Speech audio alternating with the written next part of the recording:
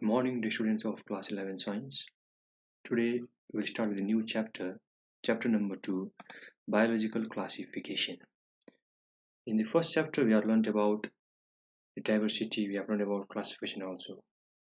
And we also have discussed about the need of classification.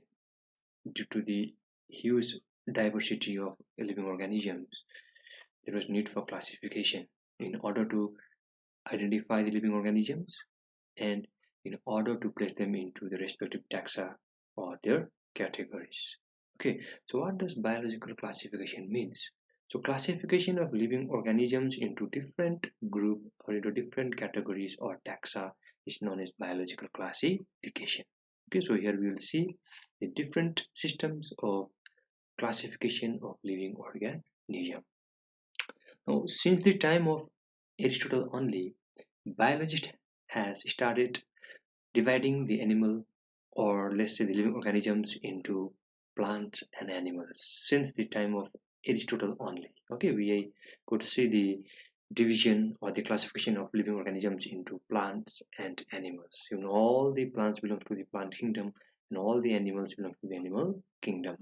Then in 1758, Carolus Linnaeus, right, he suggested two kingdom system of classification. And what was those two kingdoms? It was kingdom Plantae and kingdom Animalia. So all the plants like herbs, herbs, trees, it belongs to the kingdom Plantae, and all the animals it belongs to the kingdom Animalia. Okay. Then in 1866, Ernest Haeckel he proposed the three kingdom classification system.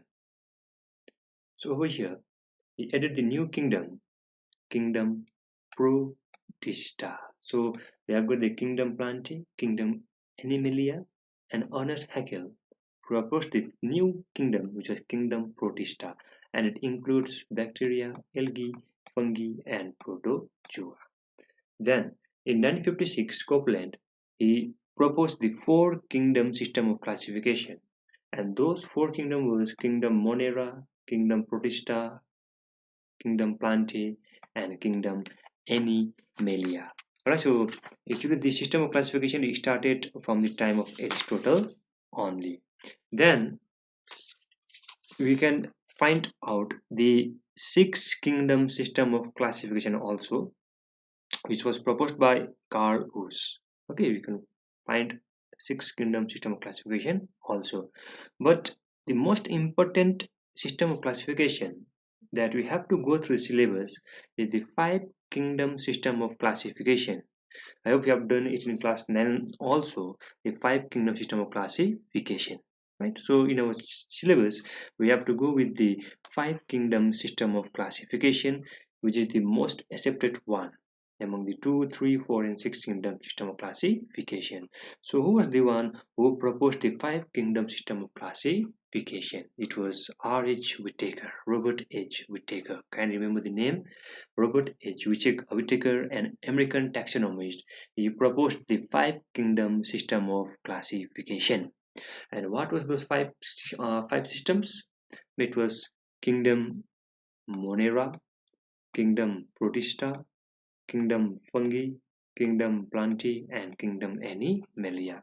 So afterwards we'll go through the characteristics of each kingdom under the five kingdom system of classification is proposed by Robert H. Whittaker. But before that, let's check out the criteria for the five kingdom system of classifications. What were the criteria? What were the conditions, or what were the basis on which the system of classification was proposed? So, the criteria for the five kingdom system of classifications are: number one, complexity of cell structure. Number two is complexity of organism's body. Number three, modes of nutrition. Number four, modes of energy utilization. And number five is phylogenetic relationship. So these are the five basis of criteria on which R.H. Whittaker proposed the five kingdom system of classification. And before that, can you remember what are the five name or the name of the five kingdoms under the five kingdom system of classifications? It includes Monera, Protista, fungi, plantae, and animalia. So now we will discuss each of these criteria. All right. So first criteria is complexity of cell structure. So on the basis of nucleus and the structural complexity, all right, saying that on the basis of nucleus and structural complexity, you know which nucleus present, right? So we have primarily two types of cell. We can say prokaryotic cell and the eukaryotic cell. Okay, so first type of cell is called prokaryotic cell, the simple cell, or we can say the primitive type of cells, which include bacteria, the blue-green algae, or cyanobacteria and rickettsia. And number two type of cell is eukaryotic cells, which include eukaryotes, the complex form we can say, all right, the complex one, the complex eukaryotes, which include protista, fungi, plants, and animals. So these are the types of cells which are based on the complexity of cellular structure. So what are they? Prokaryotic and eukaryotic. Next one comes the complexity of organism's body, the second criteria. So on the basis of evolutionary history, we can now say that the earliest organisms which came into evolutions, which are evolved at the primitive time, they were a simple organisms. They were simple prokaryotic organisms, okay, which were unicellular. Uni means one, which was composed of single cell, because the word uni means one. So the organisms that came at the primitive time, or that came at the earliest time period, was the simple prokaryotes, which was unicellular, which was composed of single cell, in which the body functions was carried out by a single cell only. Then slowly, okay, later on, from the simple unicellular prokaryotes, the complex eukaryotes come into evolution. That means the complex eukaryotes have evolved from the simple unicellular prokaryotes. And these complex prokaryotes, sorry, complex eukaryotes, they used to be multicellular. Multi means many. They are composed of more than one cell. Where we can see the division of labor. That means the work or the functions of the cell has been divided among the group of cells, because we have learned that cells having the same functions will form a tissue will form an organ will form a system, that we have learned. Clear? So from the simple prokaryotes, the complex multicellular eukaryotes come into evolutions. Clear? Then next one comes the modes of nutrition. And generally two modes of nutrition are recognized in an organisms, which are mainly autotrophic or photosynthetic, and number two, heterotrophic mode of nutrition. So we can see the two modes of nutrition in an organisms. They are autotrophic or photosynthetic mode of nutrition, and number two is heterotrophic mode of nutrition. Now, under autotrophic mode of nutrition or photosynthetic mode of nutrition, we can say that the green plants, which can perform the process of photosynthesis, which are called autotrophs, all right, they used to show the photoautotrophic mode of nutrition, because they used to trap the solar energy, all right, they used to trap the solar energy, and by the use of the solar energy, they can produce the food by the help of carbon dioxide and water. Because you know what is photosynthesis, right? It's the process where the green plants containing chlorophyll in the presence of sunlight, right, can produce food or glucose by utilizing carbon dioxide and water. Clear? So those green plants which are able to trap the solar energy and which can able to produce the organic food by using the carbon dioxide and water is known as photosynthesis, and those green plants are called autotrophs. Okay, and we can say that their mode of nutrition is called autotrophic mode of nutrition or photoautotrophic mode of nutrition, because the word photo means light. Okay, the word photo means light. So in the presence of light, green plants perform the process of photosynthesis and they used to produce the food particles. So it's also called photoautotrophic mode of nutrition, or we also call it holophytic mode of nutrition. Clear? Then there are certain bacteria which can prepare their organic food from carbon dioxide and hydrogen sulfide and methane. Okay, there are certain bacteria which can produce their food from carbon dioxide, hydrogen sulfide, and from methane. And for such process, they used to get the energy from the oxidation of inorganic materials. Okay, so this is called chemosynthesis. And those organisms or those bacteria which used to perform chemosynthesis, which used to produce the food particles by the help of chemosynthesis, is known as chemosynthetic or chemotropic or chemotrophs. So under autotrophic mode of nutrition, you have to remember about autotrophic or photoautotropic or holophytic mode of nutrition and chemotropic or chemosynthetic mode of nutrition. Now let's go into heterotrophic mode of nutrition. Heterotrophic means those who are not able to produce their own food, but they are dependent on the autotrophs. Clear? They are called for example, human beings, animals. We are not able to prepare our own food. We are dependent directly or indirectly on the autotrophs for the source of food. Clear? So, heterotrophic mode of nutrition, where the organisms are called heterotrophs, which are dependent on autotrophs for the food particles or for the food materials. So we have got two types of heterotrophic mode of nutrition. Number one is called saprotrophic nutrition and number two is called holozoic nutrition. Now what do you mean by saprotrophic nutrition and holozoic nutrition? In case of saprotrophic nutrition, the heterotrophs, remember heterotrophs means those organisms which are not able to prepare their own food but are dependent on the autotrophs. So in saprotrophic nutrition, the heterotrophs used to absorb the fluid food through the body surface of other organisms. Clear, like sedate organisms. It's also called saprozoic nutrition. Example, you can say earthworm and implants as saprophytic nutrition, example fungi. All right, then comes the holozoic nutrition, in which the organisms used to take the solid food particles from the mouth. Listen carefully. In holozoic nutrition, the organisms used to take in the solid food particles from the mouth and used to digest it. Clear? And those process of digestion, it occurs through the alimentary canal. And those organisms who performs holozoic mode of nutrition, they are called holotrophs. And there are certain organisms like Euglena where we find more than one mode of nutrition, and in those organisms where we find more than one mode of nutrition, they are known as mixotrophs. Mixotrophs.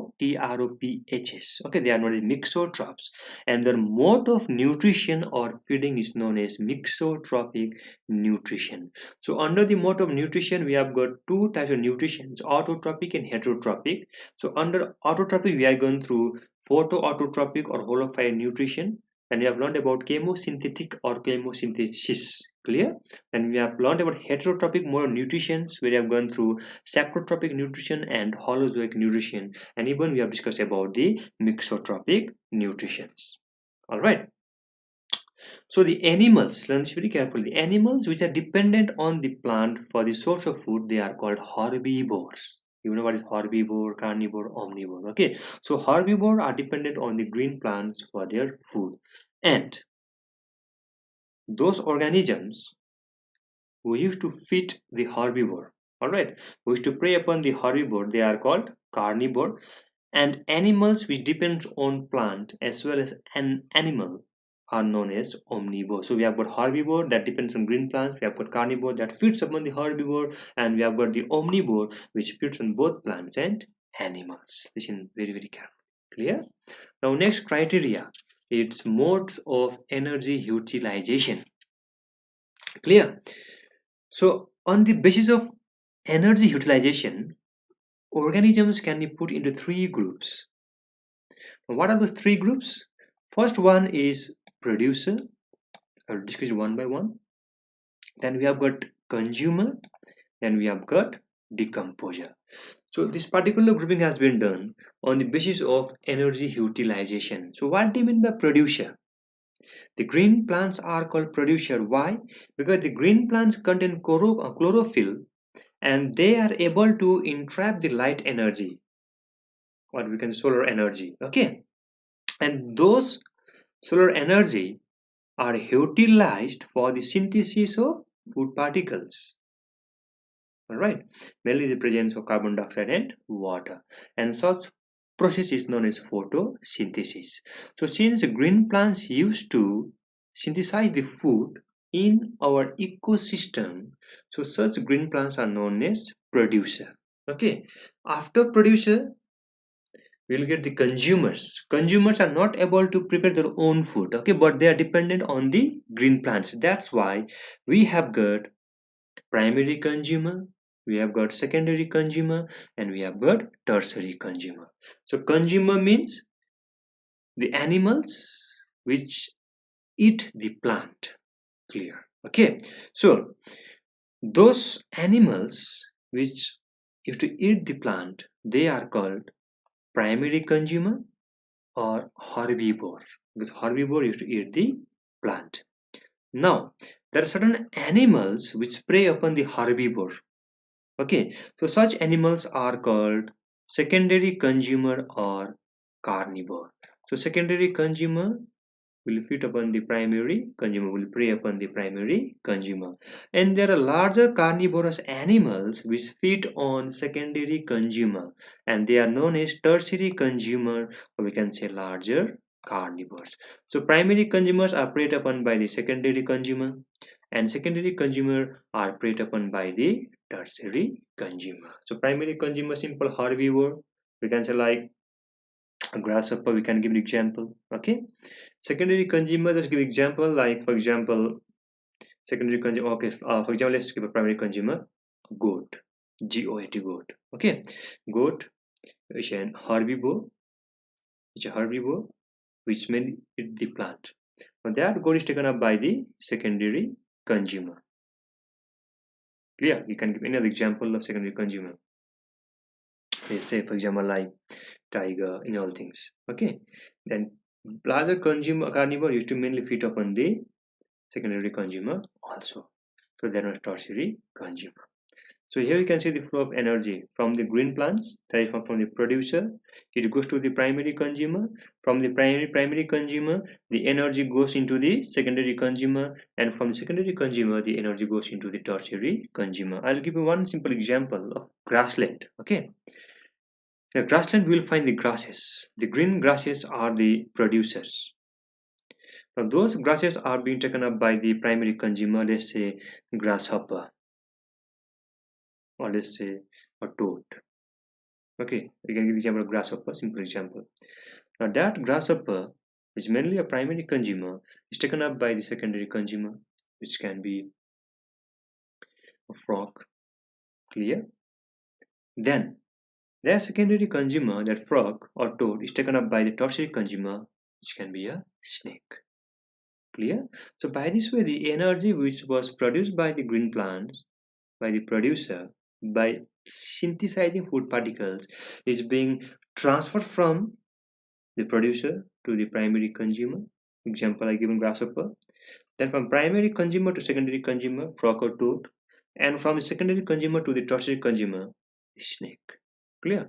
And even on top of that, we'll find the apex predator, which is called the vulture or eagle, which will feed upon the snake. Clear? So by this way, energy will move from producer to primary consumer, secondary consumer, then to tertiary consumer.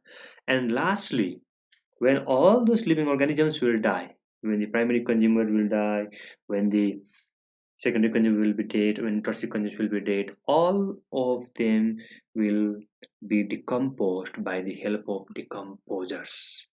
Decomposers play an important role in our ecosystem. Okay, so bacteria and fungi, they are the example of decomposers, will help in the decomposition of dead animals and plants into simple inorganic compound. Clear? And those compounds, those inorganic compounds, are again used by the green plants, the source of nutrients. So by this way, the energy will flow from one level to another level. So decomposers play an important role in decomposition of those dead plants and animals. And whenever the dead plants and animals will be decomposed into simple inorganic compound, those compounds will be utilized by the producers, by the green plants, again as the source of nutrients. Right? Now last one, the last criteria of five kingdom classification systems is phylogenetic relationship. Now, what is phylogeny? So, phylogeny is the evolutionary history of an organism. Now, how can we trace the evolutionary history of an organism? Simply by the study of fossils. Okay, fossil record will help us to study the evolutionary history of an organism. So we are able to trace the evolutionary history of a human being. How? By the study of fossils. But the fossil records can not provide such relationship in details. We can say that. Okay, though the fossil records can provide such relationship, but those records are incomplete. Okay, so therefore the phylogenetic relationships are ascertained on other certain criteria also. And what are those criteria? Simply morphology. Morpho means body form or body structure. Write it down. Morpho means body form or body structure. Logy means to study. So we can study the morphological or the body features of an organism. Clear? Number two, cytology, the study of cell. Cyto means cell. Logy means study of cell. Genetics, the study of genes. Okay, and the mode of inheritance of character from parents to offspring. Then biochemistry means the type of molecules like DNA, RNA, lipid proteins which are present in our body. And physiology means the life-saving processes that occurs in a living organism. Like example, in case of plants, we have got photosynthesis. In animals, we will find respiration, excretion. Okay, these are the process of physiology. Clear? So the phylogenetic relationships are ascertained from morphology, cytology, genetics, biochemistry, and physiology for the correct grouping of organisms. Clear? So just now we have finished about the criteria for the five kingdom system of classification. The first criteria was complexity of cell structures, where you have to talk about prokaryotic cell and eukaryotic cells. Number two was complexity of body structures, which was unicellular and multicellular. Third one was mode of nutrition. We have got two modes, autotrophic and heterotrophic. Under autotrophic, we are learned about phototropic also. We are learned about chemotrophic also. Then heterotrophic, we have come under saprotropic and parasitic, sorry, holozoic. Then we are talking about mixotropic also. And last one we are talking about the sorry, fourth one we have talked about the modes of energy utilizations, where we are talking about producer, primary consumer, secondary consumer, and tertiary consumer. The last one was phylogenetic relationship, which means the evolutionary history of an organisms. Right, we'll try to trace the evolutionary history of any living organisms, which is mainly based on study of fossils. But since the study are incomplete, so such relationships are also based on study of body form, morphology, study of cell cytology, study of genes genetics, study of any protein, DNA or RNA in body cells, that is biochemistry, and study of life-saving processes, that is physiology. So on the basis of phylogenetic relationship, we can say that in the five kingdom system of classification, all right, Monera seems to have given rise to Protista. So in the five kingdom system of classification, we can see that the Monera, the kingdom Monera, has given rise to the kingdom Protista. Okay, now from Protista, the three kingdom came into existence. What are the three kingdoms? You can see over here: kingdom Fungi. Okay, then you have got kingdom Plantae and kingdom Animalia. So from Protista evolved all the three kingdoms. And what are they? Fungi, Plantae, and Animalia. Okay, so fungi were the first one to arise from Protista. So fungi were the first one which arise from the kingdom Protista. And a billion years later, certain protists gave rise to kingdom Animalia. And about 350 million years ago, some protists evolved into Plantae. Okay, so this is the phylogenetic relationship of the five kingdom system of classification. So in today's class, we have simply talked about the biological classification. We have just discussed the definition of biological system classification. We have just gone through the history of classification from the time of Aristotle to time of Linnaeus. Then we have discussed about Ernest Haeckel, then Copland. Then we also talk about the role of this one. R.H. Whittaker, which proposed the five kingdom system of classification, the most acceptable kingdom of classifications. And under that kingdom, we have learned that we have got five main kingdoms. We have got kingdom Monera, right? We have got kingdom Protista, we have got kingdom Fungi, we have got kingdom Plantae, and we have got kingdom Animalia. Then we have gone through the criteria for the five kingdom system of classification. In the next class, we will learn the characteristics of the five kingdom is proposed by R.H. Whittaker. So this much for today. See you in next class. Thank you.